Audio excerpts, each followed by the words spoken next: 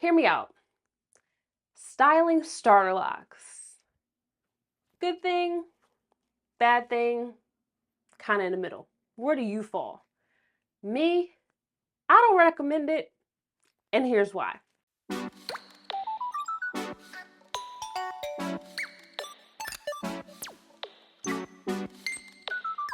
Peace family, it's Jocelyn Renee, your digital loctician, here to share with you some insight about styling starter locks. If this is your first time on my channel, welcome. I truly appreciate you. Go ahead and hit that subscribe button, join the family. Here we talk all about holistic hair care, health of your locks, and health of your scalp. If you're already subscribed and you're coming back, welcome back. I'm so grateful for you being a part of my family, and hopefully you are in the Lock Goals Club. If you're not there, make sure you check the description box for more. But today we're really focusing in on styling starter locks. I asked you a question: where do you fall? If you haven't already posted your answer in the comment, do that now, like in the chat, in the comments.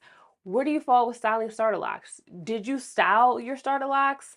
Did you not style them? Are you just kind of like in the middle, kind of trying to figure out what's the what when it comes with styling starter locks?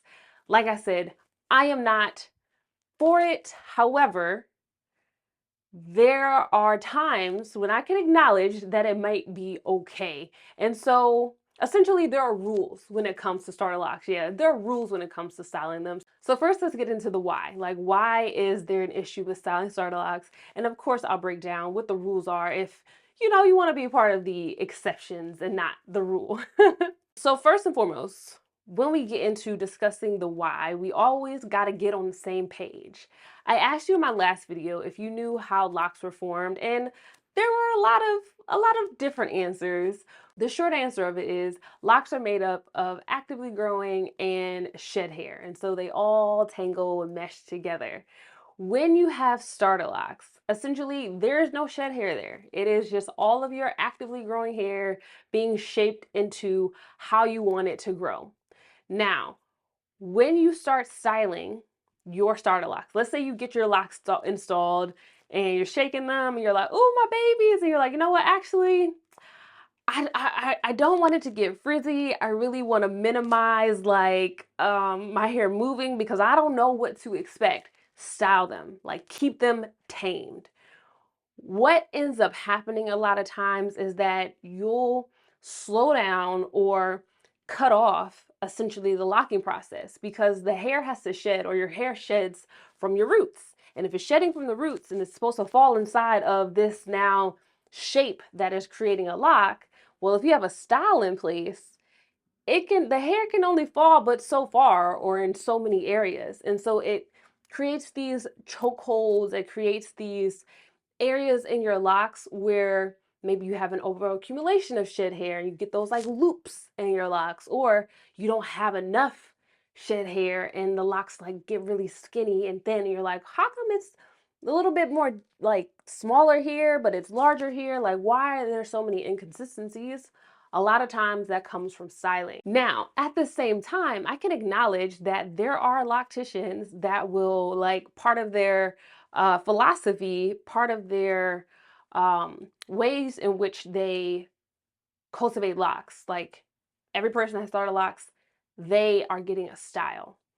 A lot of times this philosophy comes from a stylistic approach. If you're not familiar with the different philosophies of locks, I will link you in the description box for that video. It's really important for you to check out, as far as following content online and understanding who you should follow and why they say the things that they say. Understanding philosophy is important. So a stylistic philosophy is going to give you a lot of styles. It's going to minimize frizz. It's going to make sure everything stays in place. Some people want that. Some people don't. If you are interested in cultivating healthy locks, maybe you want to have a more holistic approach, so not too focused on the styling of it, but at the same time, you want to wear styles and you just started your locks. Your locks are less than a year old. Styling can help to reduce frizz. It can help to boost your confidence, right? Like, because you're going into a whole new journey, not knowing what to expect, or hearing talk and seeing videos about the ugly stage and the awkward stage, and oh my gosh, it's excessive frizz, oh my gosh, my hair unwrapped. Like, there's a lot of fear mongering that goes on with having starter locks. So having a style can make you feel more confident. I can acknowledge that. It can also just help hold your locks in place. Maybe you're working, or maybe you have a lifestyle where having your locks just be free and all over the place is just not something that is within like the best thing for you right now. So a couple rules that I would encourage you to follow when it comes to styling starter locks. The first one, no styling on wet hair. Styling on wet hair with starter locks is more detrimental than just the style in and of itself, because what we know is true is that your hair stays in whatever state it's dried in. So if you have starter locks and you're striving for your locks to have a smooth, even consistency and have your hair like naturally cultivate on its own, you're styling your starter locks while they are wet. It'll again put those indentations, it'll put the pattern of whatever style you have. It'll impede on your locks growth. So no styling on wet hair. All right, no styling starter locks on wet hair. Okay. The second rule, and this is one where I find a lot of people get in trouble, is that when you have starter locks, you want to do your best to stay away from compression styling. Compression styling are styles that essentially are intended to push the locks, push the hair together. And so you think of like a Nubian twist, or you think of like braids or cornrows. Those things are going to like compress the hair. And when you have starter locks, you've seen the buds, right? You've seen the like the bulging in the hair, the expansion. Like, we need the expansion before we have the tangling and the condensing of the locks. So if you have your starter locks and you compress them or condense them immediately, you are limiting the growth of your locks.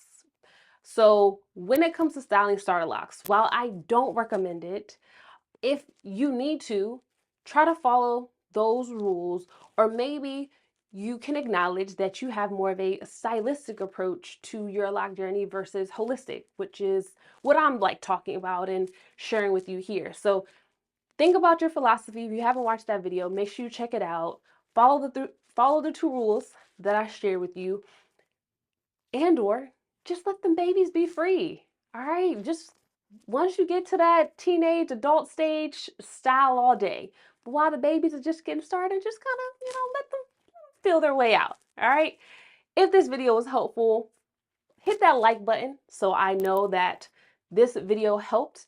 And in the comments, leave how young or old, we'll say aged, mature, how young or how mature your locks are. Let's build community here, and make sure you come back next Wednesday. We're going to be talking all about the hair growing with and away from your locks. So if you've been hearing about that, definitely want to come back next Wednesday. All right. Thank you so much for watching. As always, I'm wishing you peace, love, and goodbye.